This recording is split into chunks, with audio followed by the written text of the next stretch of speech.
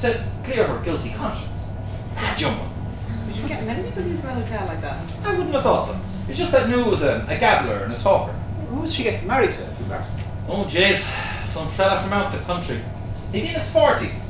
Terrible thing to see a young one getting married to an old fella like that. He must have a lot of money. A bit like marrying your man over there.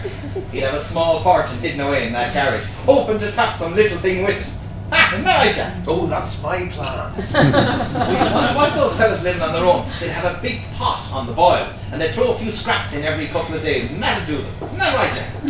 Oh, it's a feast every day, Finbar. Oh, terrible fellas. And they'd be after getting a young one in, and there'd be dust like that on everything. And they'd be after living in 2 rooms their whole lives, and there'd be 20 years of old newspapers and cheap thrillers lying around on the damp floor since the mammy died, which would be the last time there was ever any cleaning done in the place. Isn't that right, Jack? Oh, that's us to a T. Speak for yourself. Ah, dreadful fellas. And they'd only change the sheets once a year at Christmas, and the suit would be like that and everything. And then you'd some rasher and putting an egg on the floor. Poor girl. Poor girl is right. So that's why it's important that her reception in the Arms is a bright reminder to bring into her future in the dark nights. Cheers. You have a terrible warped mind, you know that. Just telling it as it is. You'll get married, huh? You don't feel the time. No. I remember almost 20 or more years ago doing a job with him, Declan. Like what we were saying earlier. The priest over in Glen was looking for a couple of lads to do a bit of work, you know, and he was down in Carrick in the Arms, and which was an odd thing, like, I mean, what was he doing coming all the way over from Glen just to get a couple of lads? But Declan Donnelly got put on to him, and he knocked up to me, and we were to go over to Glen the following morning. And I remember I was dying with the flu, and the mother was telling me to stay in the lab, burn it off, like, but sure, it was a couple of quid on the QT, so I said to Declan, yeah, I'll do it tomorrow, no problem. And the next day, I remember it was lashing rain, I'll never forget it. And Declan called for me in his dad's car. Smell a sheep in it like you wouldn't believe, got to kill you. His dad used to put them in the car and chauffeur them around, you know. And we drove over to Glen then, and the priest took us into the sacristy, and the job of all things was to dig a grave in the yard. That day was the removal of the remains, and they needed the grave for the following morning. Like, and fair Jews, you know, Declan said it to him, but was there no one else around could have done it? And the priest got a bit cagey, saying the local boys were busy with a game of gar or something, and Harry gave us the leggings and the wellies and a couple of shovels and the whole bit he had there, and he put up his umbrella then, all annoyed like, and he took us out across the yard to a grave under a tree. It was a family one, and there were 2 down in it already, you know, the mother and the father, and this one was to be for the boy. Well, he was a man, like a middle-aged fella, but there were 2 down in it already, so we weren't going to have to go down for miles, like. And he went off then to do his business and get ready, and myself and Declan got stuck in. With the rain and all, and I was dying, and my legs got sore, and my arms got sore, and my neck got sore, and I was boiling, but we got down 2.5 feet and took a little break. Got into Declan's car, he took out a few Sambos and a bottle of pochine. Or I couldn't eat, but sure, I took a good swig of the bottle, knocked me into some sort of shade. And we just sat there, listening to the radio and the rain coming down, and we got stuck in again then, taking a little swig every half hour or so, keeping it going. And we saw the hearse arrive then, and the mad thing was that there was only 2 or 3 other fellas there. Of course, the removal is only a short thing mostly, but to have no one there, and for a man who's not an old man, it was funny, you know. And then that was over, and the priest came out to us, and we were just finishing up. So he cleared us for the funeral in the morning, and he went off then. And your man was laid out in the church, so me and Declan were the only 2 there. And Declan went off to get a bit of tarp to stretch over the grave, and I put a big lump of a door on it. And I was just waiting on Declan, sitting under the tree, having the last drop, thinking I might stick the head in someone for a pint on the way back, you know. And then this fella comes out of the church, and he's wearing a suit, like, so I reckoned he was paying his respects or whatever, and over he comes through the graveyard, but he's looking around him a bit like he didn't know the place, you know, and he comes over me to the grave under the tree, and And he's looking at it and he says, "Is this for so-and-so?" I forget the name. And he said, "It is, yeah." And he goes, "That's the wrong grave." And I'm like, no, this is where the priest said, like, and he's looking at me. He's breathing hard through his nose, like he's holding his temper. And he says, "Come on, I'll show you." And I was all like, "Fuck this," you know, and I was, with the rain and I was dying, and I was nearly climbing into the grave myself with the tiredness, and I was cursing Declan, waiting for him to come back, but he walks away and he looks back over his shoulder and he says, "Come on, I'll show you." He was a lula, you know. I just followed him to get it over with, and then he stops at a grave, like a new enough one, a white one with a picture of a little girl on it. And he says, "It's this one here." I'm like, "Right you are, mister, I'll have that done for you now, no problem, see you now." He sort of touched the grave, you know, and he walked off back into the church. I was breathing a few sighs of relief, I'll tell you. Declan came back then and I said, did you see your man?" And he didn't know what I was talking about, you know, so I told him that, and we just had a little bit of a laugh about it, and we got out of there. Stopped in the Green Man for a few pints on the way back, but that evening my fever broke, but I was knackered. Mother wouldn't let me do the funeral in the morning. Declan did it on his own, I think. But I was laid up for a few days, but one day the mother brought me in the newspaper, and on the obituaries was a picture of your man whose grave we dug. And you know what I'm going to say about it? It was a spit of your man who I met in the graveyard. So I'm thinking it must have been a brother or a relative, you know, or something I'd met, and I didn't think any more about it until one night Declan told me. He told me why the priest over in Glen had been looking for a couple of carrot lads to do the job. You see, the fellow whose grave we dug had a bit of a reputation for being a pervert. A night like that, you know, and if it was him, and if he wanted to go down in the grave with the little girl, it didn't bear thinking about.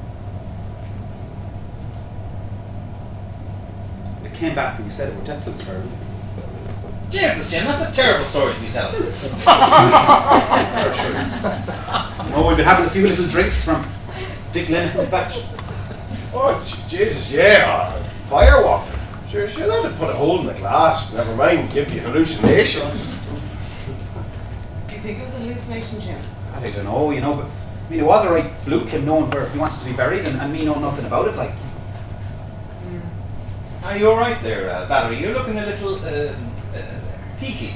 No, I'm fine, just... Actually, the lady said this way. This is an embarrassing, Valerie, but the lady's is busted. I'm getting it fixed for the Germans, like I just haven't done it yet. You're a terrible man. No, I'll take you to the house, come on. Are you sure? Yeah, no problem. If you're not back in 10 minutes, we'll go in and get you. She's been given a rest. Come on, Valerie, out this way, I'll put the lights on. Bye now. Bye.